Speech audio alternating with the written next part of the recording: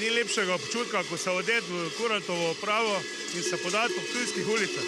Več kot 1100 kurentov oziroma korantov je danes tako preplavilo Ptuj. Zvonci so se slišali daleč naokoli. To tako celo leto čakamo, tako da to je to zdaj. Veseli me to, da lahko razveseljujem ljudi. Ob kurentih pa na etnopovorki še številni drugi tradicionalni pustni liki, tudi kopljaši, pokači, piceki in orači. Povorka, kaj bi rekli?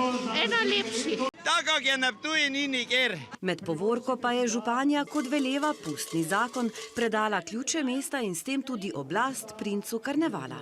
Danes prevzemam oblast. Prvo pravilo, ki vam ga kar povem, 10 dneh na Ptuju biti resen ne bo dovoljeno. Vse do pustnega torka se bo na kurentovanju zvrstilo veliko dogodkov, vrhunec pa bo prihodnjo nedeljo z mednarodno karnevalsko povorko. Ja, letos lahko govorimo zopet o rekordnih številkah, več kot 3500 nastopajočih v sami povorki, ki bodo napolnili staro mestno jedro.